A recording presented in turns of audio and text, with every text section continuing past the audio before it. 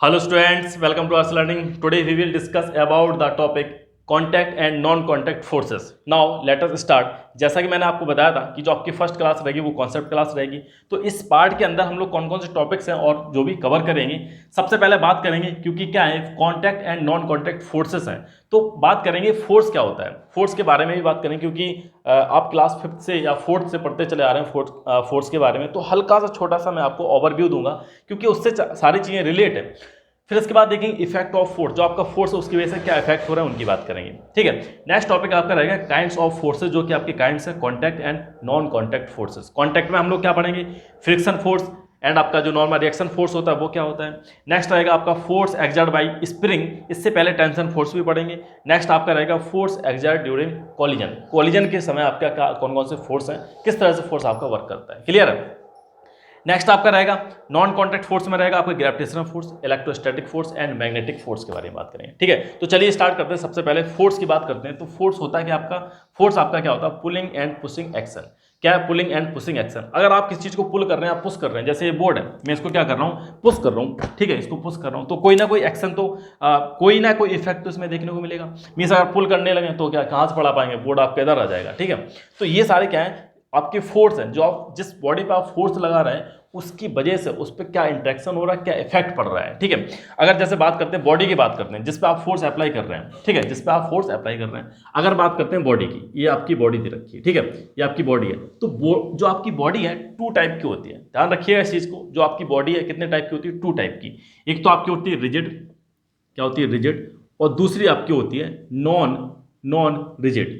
दूसरी आपकी क्या होती है, नॉन रिजिड। अगर आप रिजिड बॉडी की बात करें तो रिजिड बॉडी क्या होती है, एक बॉडी है, मान लो इस तरह से दे रखी है, एक ये आपकी बॉडी, इसमें इनफाइनाइट पार्टिकल्स होते हैं। क्या होते हैं, बहुत सारे पार्टिकल्स होते हैं, बहुत सारे पार्टिकल्स होते हैं।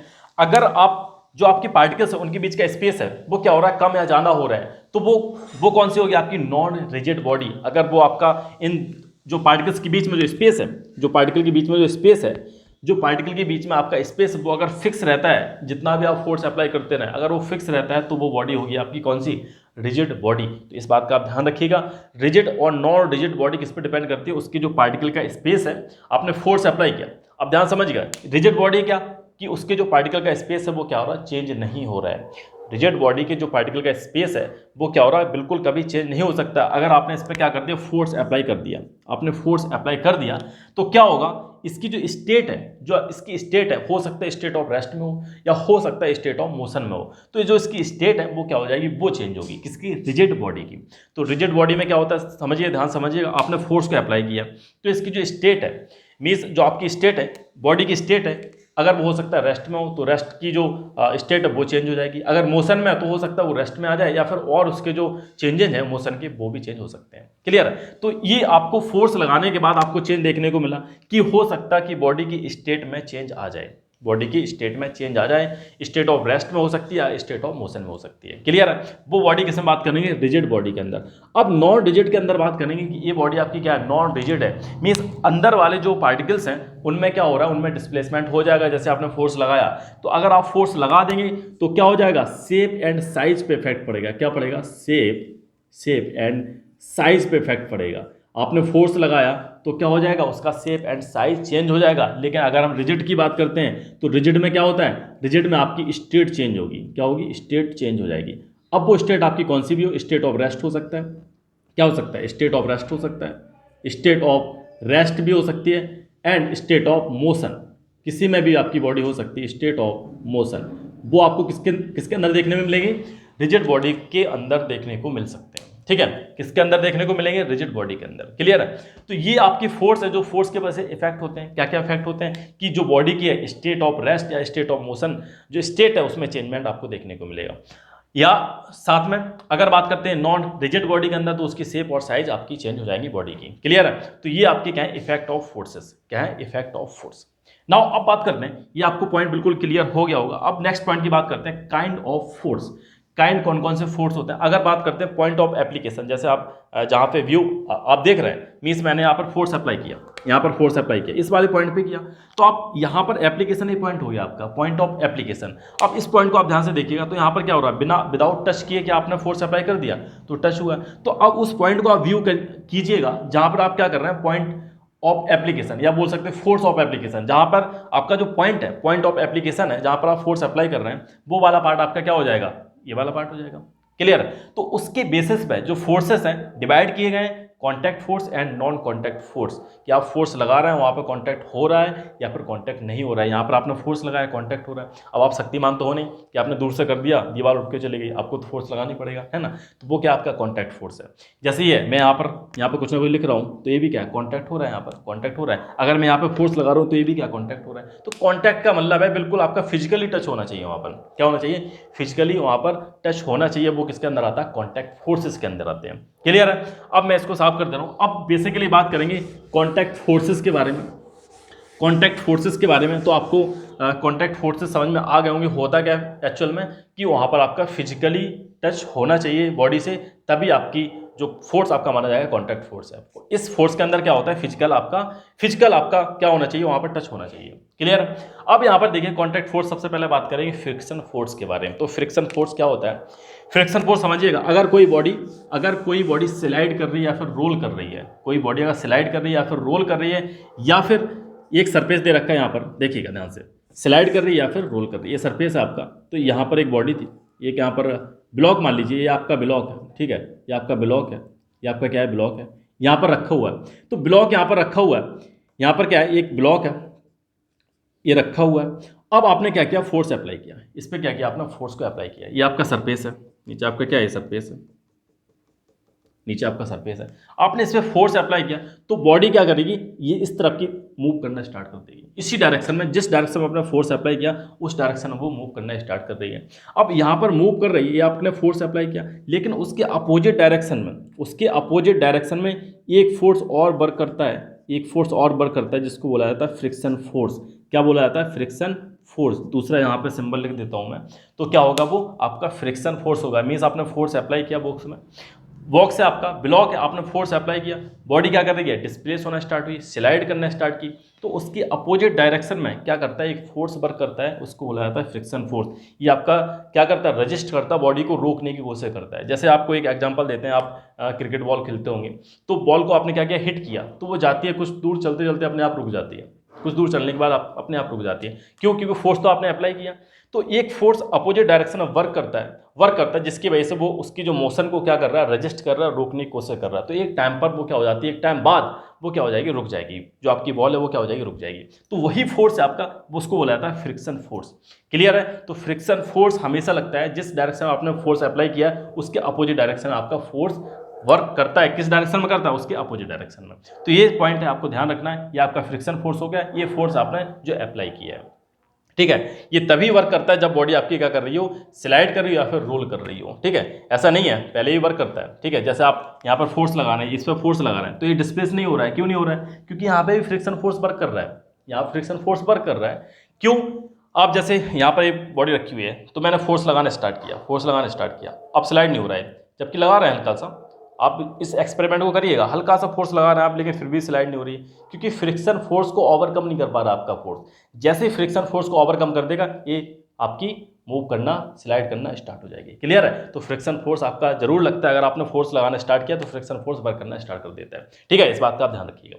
तो ये तो हो गया फ्रिक्शन फोर्स के बारे में। अब बात करते हैं normal reaction force. Normal reaction force क्या होता है, इसी में समझिएगा। नॉर्मल रिएक्शन फोर्स क्या है, एक आपका ब्लॉक है, या आपका यहाँ पर बॉक्स रखा हुआ है या ब्लॉक है कुछ भी, तो एक इसका कुछ ना कुछ वेट होगा, कुछ ना कुछ इसका बॉडी का क्या होगा, वेट होगा। तो वेट की वजह से एक जो फोर्स है वर्टिकल डाउनवर्ड डायरेक्शन में एक फोर्स लगता है, उसके वेट की वजह से वो हमेशा क्या होता है, वेट के इक्वल होता है, ठीक है। जो आपका वेट है बॉडी का, वेट की वजह से एक क्या लगता है, एक फोर्स लगता है, जो कि कहाँ लगता है, वर्टिकल डाउनवर्ड डायरेक्शन में लगता है। अब एक चीज़ देखिए आप, जैसे मान लो ये कोई बुक है, ये डस्टर है, इसको समझिएगा, यहाँ पर मैंने रख दिया ये, ठीक है। इसका मैं कह रहा हूँ कि कुछ ना कुछ वेट है, तो वेट की वजह से क्या करेगा, बॉडी कोई ना कोई फोर्स एक्सर्ट करेगी। किसकी वजह से, वेट की वजह से। अब ये जो फोर्स है, जो आपका फोर्स एक्सर्ट कर रहा है, तो डाउनवर्ड डायरेक्शन में कर रहा है, लेकिन ये डाउनवर्ड डायरेक्शन में डिस्प्लेस क्यों नहीं हो रहा है, ये नीचे गिर क्यों नहीं जा रहा है, क्योंकि उसके अपोजिट डायरेक्शन में एक फोर्स लग रहा होता है, जो कि इस फोर्स को बैलेंस कर रहा होता है, उसको बोला जाता है नॉर्मल रिएक्शन फोर्स। क्या बोलेंगे उसको, नॉर्मल रिएक्शन फोर्स। वो क्या होता है, इसके अपोजिट डायरेक्शन में लगता है, इसको बोलते हैं N, normal reaction force. Clear है? Normal reaction force. अब आपको समझ में आ गया होगा इस बॉडी का कुछ ना कुछ मास तो होगा, मास की वजह से, या आप बोल सकते हो जो आपका वेट है, वेट नीचे की आपकी डाउनवर्ड डायरेक्शन में लग रहा है, वेट की वजह से एक फोर्स, बॉडी एक फोर्स एक्सर्ट करती है, इसको बोलते हैं डब्ल्यू। ये फोर्स एक्सर्ट कर रही है। अब इस फोर्स को ओवरकम करने के लिए एक अपोजिट डायरेक्शन में क्या फोर्स वर्क करता है, उसको बोला जाता है नॉर्मल रिएक्शन फोर्स। क्या बोलेंगे? Normal reaction force. ठीक है, अब आपको दोनों ये फोर्स क्लियर हो गए होंगे, एक तो आपका फ्रिक्शन फोर्स, सेकंड आपका नॉर्मल रिएक्शन फोर्स। एक सिंपल एग्जांपल देख सकते हैं, जैसे कि आपकी एक टेबल पे बुक रखी हुई है, तो उसके वेट की वजह से एक फोर्स डाउनवर्ड डायरेक्शन में काम कर रहा होगा, वर्क कर रहा होगा। ठीक है, अब वो जो आपकी बुक है वो डिस्प्लेस नहीं हो रही है, बुक रखी थी ज्यों की त्यों रखी हुई है, तो डिस्प्लेस तो हो नहीं रही है। इसका मतलब क्या है, एक नीचे से, एक डाउनवर्ड डायरेक्शन से एक फोर्स वर्क कर रहा है, जो कि क्या कर रहा है, उसके वेट को ओवरकम कर रहा है, उसके वेट को क्या कर रहा है, ओवरकम कर रहा है। इस वजह से वो क्या नहीं हो रही है, डिस्प्लेस नहीं हो रही है। तो वही होता है आपका नॉर्मल रिएक्शन फोर्स। क्या होता है? Normal reaction force. तो अब बात करते हैं, ये दोनों फोर्स आपके हो गए। अब बात करते हैं टेंशन फोर्स। टेंशन फोर्स क्या होता है? तो टेंशन फोर्स देखिएगा, टेंशन फोर्स आपका क्या होता है? टेंशन फोर्स आपका क्या होता है? एक आपकी क्या दे रखी है, एक आपकी स्ट्रिंग दे रखी है। क्या है? स्ट्रिंग। जो कि यहाँ पर एक स्ट्रिंग है, यहाँ पर एक सपोर्ट है। ठीक है, स्ट्रिंग से एक ब्लॉक यहाँ पर टाइट है, बंधा हुआ है। ठीक है, इस तरह से एक यहाँ पर जो ब्लॉक है वो यहाँ पर क्या हैंग है, यहाँ पर टंगा हुआ है, लटका हुआ है। ठीक है, इस तरह समझो आप, ये आपका ब्लॉक है। तो इसका क्या कुछ ना कुछ वेट होगा, इसका कुछ ना कुछ वेट होगा। तो वेट हमेशा कहाँ कहाँ लगेगा? इसकी डाउनवर्ड डायरेक्शन में। वेट आपका कहाँ वर्क करेगा? वेट आपका फोर्स जो आपका है वो कहाँ वर्क करेगा? डाउनवर्ड डायरेक्शन में। इसका वेट डाउनवर्ड डायरेक्शन में वर्क करेगा। अब इस वेट की वजह से क्या होगा, जो स्ट्रिंग है आपकी वो स्ट्रेच होना स्टार्ट होगी। क्या होगी? खींचेगी, स्ट्रेच होगी। तो स्ट्रेच होने की वजह से, इसकी स्ट्रेच की वजह से एक यहाँ पर फोर्स वर्क करता है, जिसको बोला जाता है टेंशन फोर्स। और वही टेंशन फोर्स क्या करता है, इस वेट को बैलेंस करता है। इस वेट को क्या करता है? बैलेंस करता है। इस वेट को क्या करेगा? बैलेंस करेगा। तो यहाँ पर ये जो आपका ब्लॉक है, वो क्या हो रहा है? नीचे की तरफ नहीं जा रहा है। आपने ऐसे इसको क्या कर दिया? हैंग कर दिया, तो हैंग बना रहेगा, हमेशा लटका रहेगा। क्यों लटका रहता है? क्योंकि जो इसका वेट है वो किससे बैलेंस हो रहा है? टेंशन से बैलेंस हो रहा है।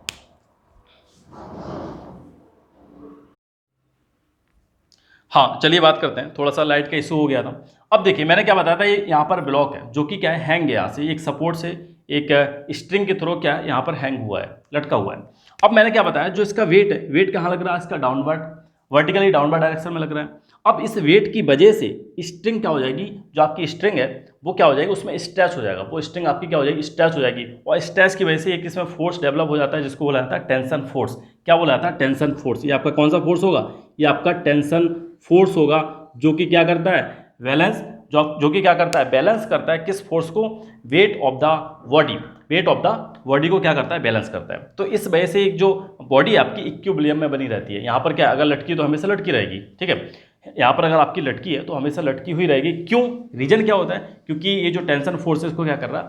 आपका बैलेंस कर रहा है। ठीक है, टेंशन फोर्स क्या कर रहा है? वेट को, वेट ऑफ द बॉडी को क्या कर रहा है? बैलेंस कर रहा है। ठीक है, तो यहाँ पर क्या होता है आपका tension force equal to weight of the body. Weight of the body, tension force आपका क्या रहता है? वेट ऑफ द बॉडी के हमेशा इक्वल रहता है, क्योंकि इसको क्या कर रहा है? बैलेंस कर रहा है वो। अब अगर बात करते हैं, इसको ध्यान समझिएगा, इसको कैसे समझ सकते हैं। अगर मैंने यहाँ से इसको कर दिया कट, इसको मैंने कट कर दिया, यहाँ से खिचिक ऐसे कट कर दिया। अगर कट करेंगे आपने कट किया तो क्या होगा? ये जो ब्लॉक तो नीचे गिर जाएगा, लेकिन जो स्ट्रिंग है, जो आपकी स्ट्रिंग है वो क्या होगी? एक जर्क के साथ ऊपर की तरफ जाएगी। आप ध्यान से इस बात को कहीं कभी नोटिस करिएगा, या फिर कभी एक्सपेरिमेंट इसको करिएगा। तो जैसे आप यहाँ से इसको कट करेंगे, यहाँ से आप कट करेंगे, तो क्या होगी? एक जर्क के साथ जो आपकी स्ट्रिंग है वो क्या होगी? ऊपर की तरफ जाएगी। पहले अपवर्ड जाएगी, पहले ऊपर जाएगी, फिर इसके बाद अपने वेट की वजह से, इसका कुछ ना कुछ वेट होगा, अपने खुद के वेट की वजह से वो क्या हो जाएगी? फिर नीचे फॉल डाउन हो जाती है। लेकिन जैसे आप कट करेंगे, फर्स्ट पहली बार में ऊपर जरूर जाएगी ये। ठीक है, क्यों, किस वजह से जा रही है? क्योंकि जो टेंशन फोर्स है आपका, टेंशन फोर्स की वजह से क्या होती है? ऊपर की तरफ जाती है। तो आप इसको समझ सकते हैं कि हाँ, जब आपकी जो आपकी स्ट्रिंग है वो क्या होती है? स्ट्रेच कंडीशन में होती है, तो वहाँ पर क्या होता है? एक आपका टेंशन फोर्स डेवलप हो जाता है। क्लियर है? तो ये टेंशन फोर्स के बारे में आपको समझ में आ गया होगा। अब बात करते हैं नेक्स्ट पॉइंट की तरफ चलते हैं। नेक्स्ट आपका टॉपिक क्या है? फोर्स एक्सर्ट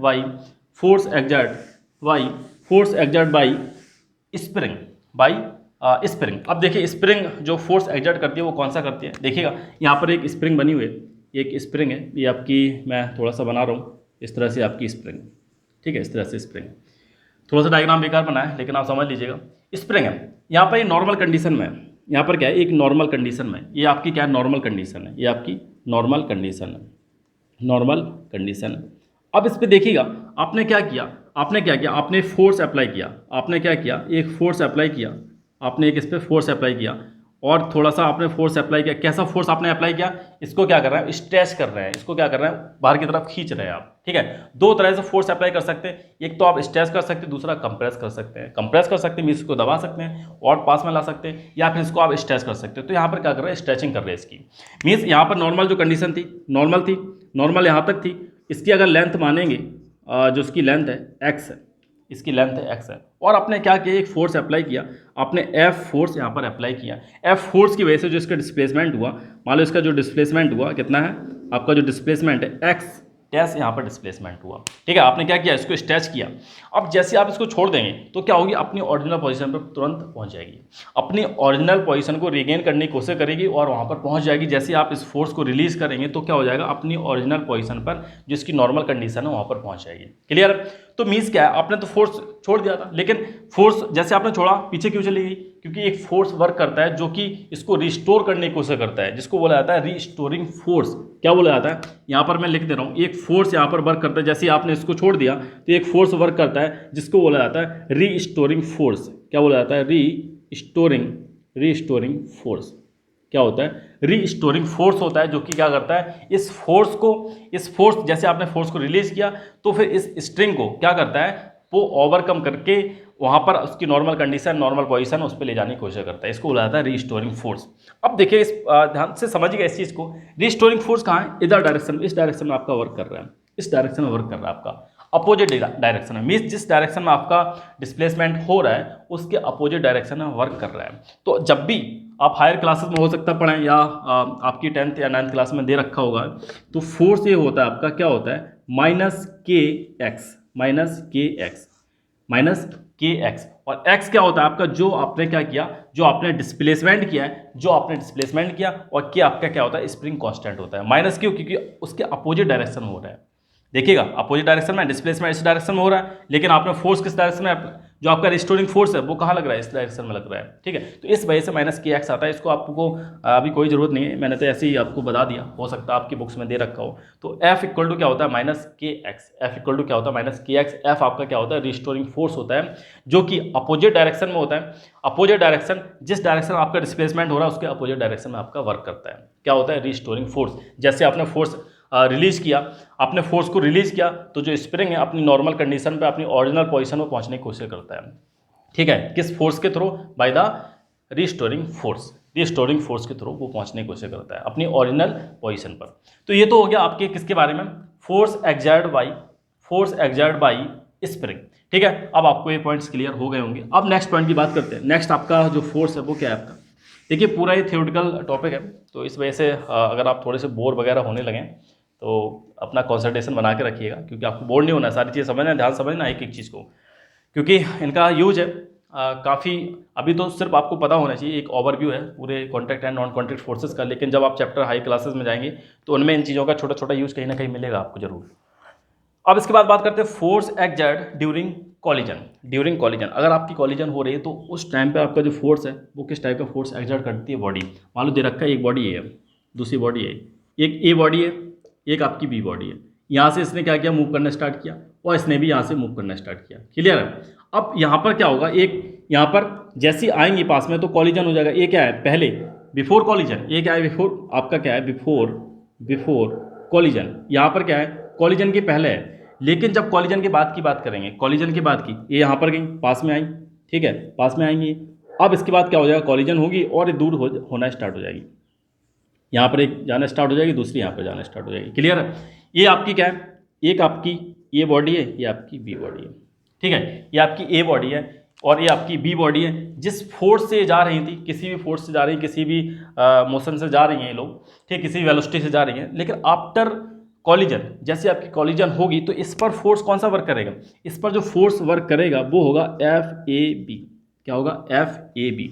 और इस पर क्या होगा, एफ बी ए। अब मैंने बी ए और ए बी क्या क्यों लिखा है, क्योंकि ये जो फोर्स है, फोर्स ऑन ए, इसको बोला जाता है। ए बी का मतलब क्या है, फोर्स, यहाँ पे मैं लिख रहा हूँ force on A by body by body B, B की वजह से ए पर क्या फोर्स वर्क कर रहा है, एफ ए बी, इसको बोलेंगे एफ ए बी आफ्टर, ये सब ये कंडीशन कौन सी है आपकी, आफ्टर कॉलिजन, ये आपकी क्या है, आफ्टर कॉलिजन, ये कंडीशन आपकी क्या है, आफ्टर कॉलिजन है। कॉलिजन होने के बाद ये बॉडी कहाँ मूव करेगी, इस डायरेक्शन में, अपोजिट डायरेक्शन में मूव करना स्टार्ट कर देगी। ठीक है, ये क्या आपका फोर्स ऑन, ये आपका क्या है, force on B by body A, by body, clear. तो ये क्या है, बाई बॉडी ए की वजह से बी पे क्या फोर्स लग रहा है, एफ बी ए फोर्स लग रहा है, और एफ बी ए फोर्स की वजह से क्या कहाँ जाएंगी, ये मूव करना स्टार्ट कर देंगी, तो ये वाला फोर्स आपका कौन सा होगा, एफ बी ए, और ये भी फोर्स आपका क्या होगा, एफ बी ए। यहाँ पर आपका कोई भी फोर्स था, लेकिन अब यहाँ पर क्या हो जाएगा, सॉरी ए बी है, ये क्या हो जाएगा, ए बी, कि बी की वजह से ए पर कितना फोर्स लग रहा है, यहाँ पर बी पर ए की वजह से कितना फोर्स लग रहा है। ठीक है, ये आपका क्या है, आफ्टर कॉलिजन। ठीक है, तो इस तरह से आपकी फोर्स है जो एक्सर्ट करती है बॉडी आफ्टर या फिर ड्यूरिंग कॉलिजन के समय आपकी क्या होती है, इस तरह की फोर्स आपको देखने को मिलेंगे। नाउ ये तो हो गया आपके सारे कॉन्टैक्ट फोर्सेस के बारे में। अब आपको सारे जो कॉन्टैक्ट फोर्सेस हैं अच्छे से क्लियर हो गए होंगे। अब बात करेंगे, नेक्स्ट पॉइंट की तरफ चलेंगे। अब यहाँ तक अगर कोई प्रॉब्लम हो आपको तो कमेंट करिएगा, जरूर कमेंट करिएगा कि सर मुझे एक पॉइंट क्लियर नहीं हुआ, तो मैं जरूर उसको अच्छे से एक्सप्लेन करूँगा। ठीक है, तो ऐसा नहीं है कि अगर नहीं समझ में आया तो आप छोड़ छाड़ के भाग जाते हो, नुकसान आपका है, मेरा नुकसान नहीं है इसमें कुछ भी। ठीक है, ऐसा नहीं है आपको समझ में नहीं आया, आपने कहा अरे कुछ नहीं समझ में आया, मैं नहीं पढ़ रहा, तो नुकसान आपका है, मेरा नहीं है। तो इस वजह से आप कमेंट करिएगा, जो भी आपके डाउट्स हैं मैं जरूर उनको सॉल्व करने की कोशिश करूँगा। ठीक है, क्लियर। चलिए आप बात करते हैं, नेक्स्ट आपका पॉइंट क्या है, नॉन कॉन्टैक्ट फोर्सेस। क्या है, नॉन कॉन्टैक्ट फोर्सेस। तो ध्यान समझिए, नॉन कॉन्टैक्ट फोर्सेस आपके कौन कौन से हैं, gravitational force and electrostatic force, एक और आपका क्या है, मैग्नेटिक फोर्स। तो चलिए सबसे पहले बात करते हैं ग्रेविटेशनल फोर्स की। तो ग्रेविटेशनल फोर्स क्या होता है आपका, यूनिवर्स की अगर बात करते हैं, होल यूनिवर्स की बात करते हैं, तो उसमें क्या है, आपकी कितनी सारी बॉडी है, सारी बॉडी क्या करती हैं, एक दूसरे को अट्रैक्ट करती हैं, उसके मास की वजह से। सबके पास क्या है, मास है, मास की वजह से एक दूसरे को क्या करते हैं, अट्रैक्ट करती हैं। यूनिवर्स, पूरे यूनिवर्स की बात कर रहे हैं, जितनी भी बॉडी है सारी क्या करती हैं, एक दूसरे को अट्रैक्ट करने की कोशिश करती हैं। एक फोर्स वर्क करता है जो कि क्या है, फोर्स ऑफ अट्रैक्शन। हमेशा ये फोर्स वर्क करता है, फोर्स ऑफ अट्रैक्शन। इसी फोर्स को बोला जाता है ग्रेविटेशनल फोर्स। क्या बोला जाएगा, ग्रेविटेशनल फोर्स। क्लियर है, ग्रेविटेशनल फोर्स। ये जो फोर्स है हमेशा आपका वर्क करता है, होल यूनिवर्स में वर्क करता है। जिस बॉडी के पास मास है वो क्या करेगी, दूसरी बॉडी उसके पास भी मास है, उसको क्या करेगी, अट्रैक्ट करेगी। फोर्स ऑफ अट्रैक्शन वर्क करता है। अगर कोई बॉडी, मान लो एक बॉडी m जिसका मास है m1, एक बॉडी है जिसका मास है m2, तो हमेशा एक दूसरे को क्या करेंगी, अट्रैक्ट करेंगी। और जो फोर्स है आपका, जो फोर्स ऑफ अट्रैक्शन है, उसी फोर्स को बोला जाता है ग्रेविटेशनल फोर्स। उसको क्या बोला जाता है, ग्रेविटेशनल फोर्स। अब देखिए, जैसे अर्थ की बात करते हैं, अर्थ भी क्या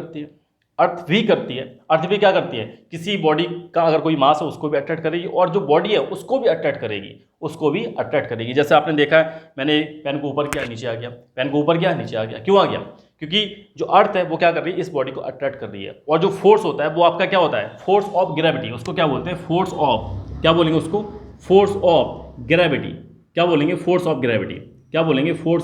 ग्रेविटी।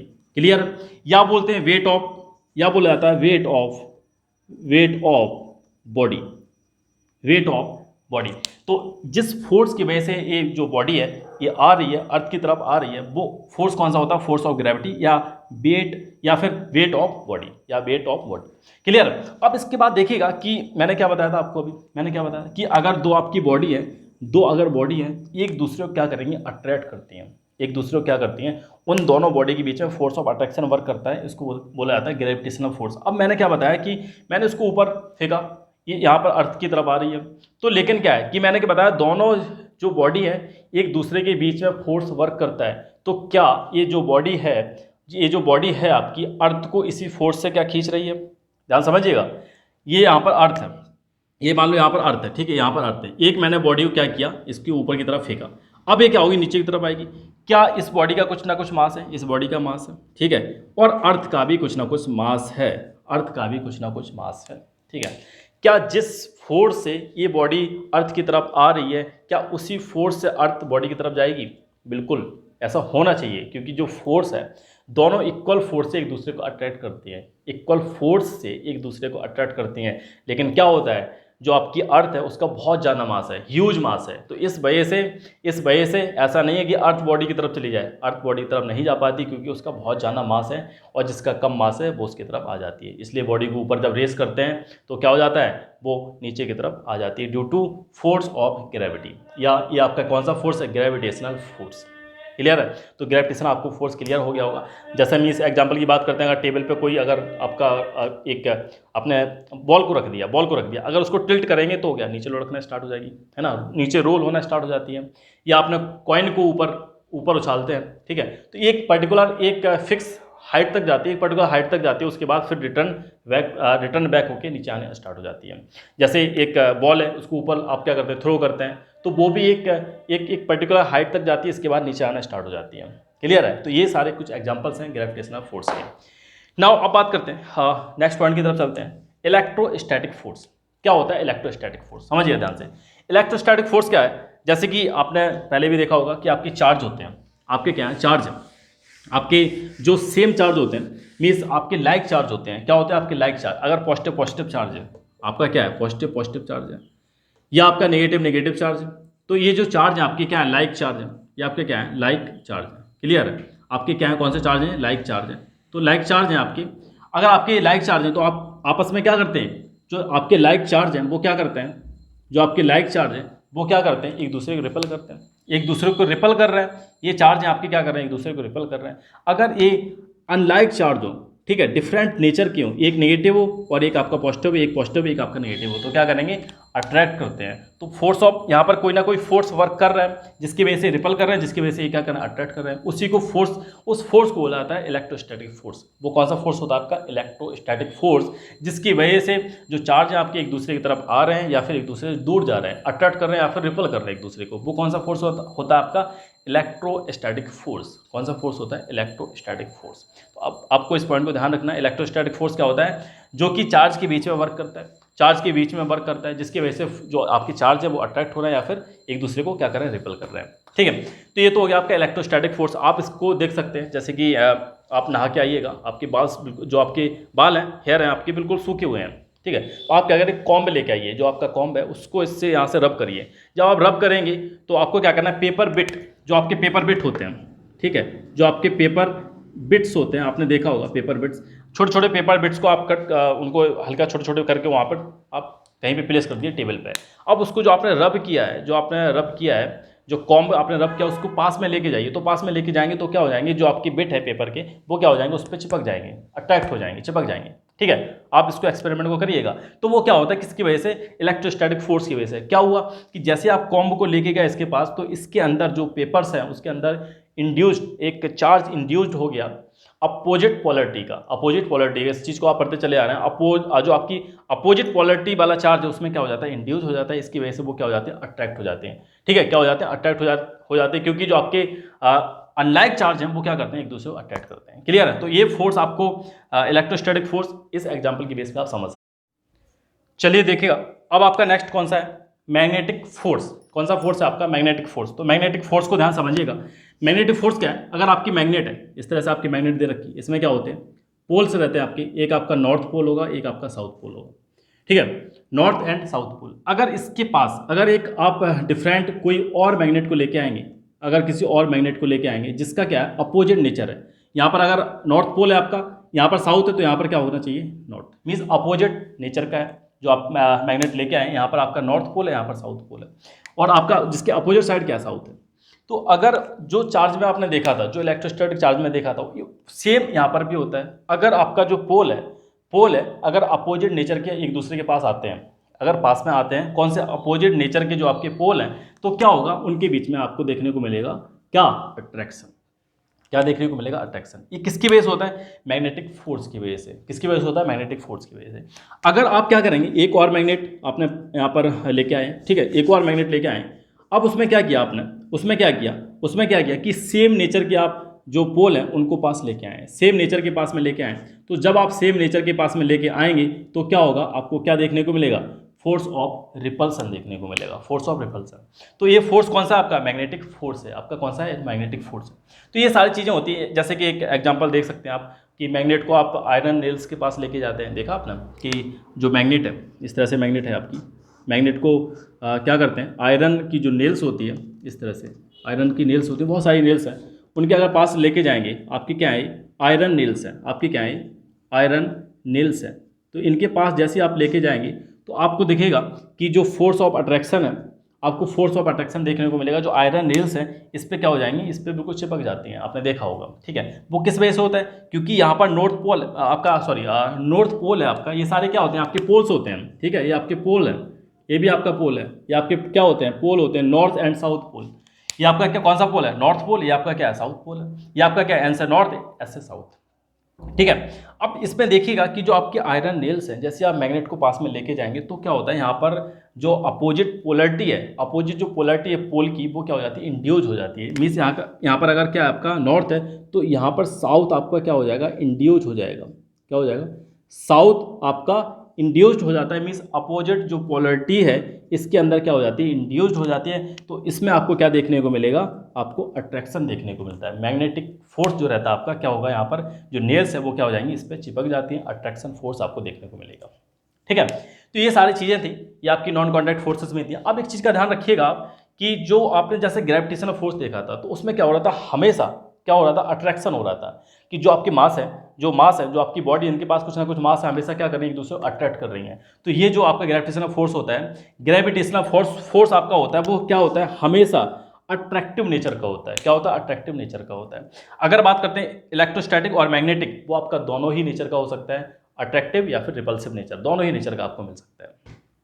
अब एक चीज़ और देखिए कि जो आपका ग्रेविटेशनल फोर्स है वो किस पर डिपेंड करता है, वो किस पर डिपेंड करता है, मास पे भी डिपेंड करता है, साथ में डिस्टेंस पे भी डिपेंड करता है। अगर कोई आपका एक मास है, ठीक है, एक आपका मास है, मीन्स आप बॉडी है, कोई मास दे रखा है इसका, ठीक है, एक आपकी बॉडी है जिसका m1 मान लो मास है, और एक दूसरी बॉडी जिसका m2 मास है। तो इसकी डिस्टेंस पे भी डिपेंड करता है कि कितना दूर है, कितना पास है। अगर मान लो बहुत दूर हो जाए तो ग्रेविटेशनल फोर्स आपका क्या हो जाएगा, कम होता चला जाएगा। मीन्स जैसे आपने डिस्टेंस को इंक्रीज कर दी तो ग्रेविटेशनल फोर्स आपका क्या होता चला जाएगा, आपका डिक्रीज होता चला जाएगा। और अगर आपने डिस्टेंस को डिक्रीज कर दी तो ग्रेविटेशनल फोर्स आपका इंक्रीज हो जाएगा।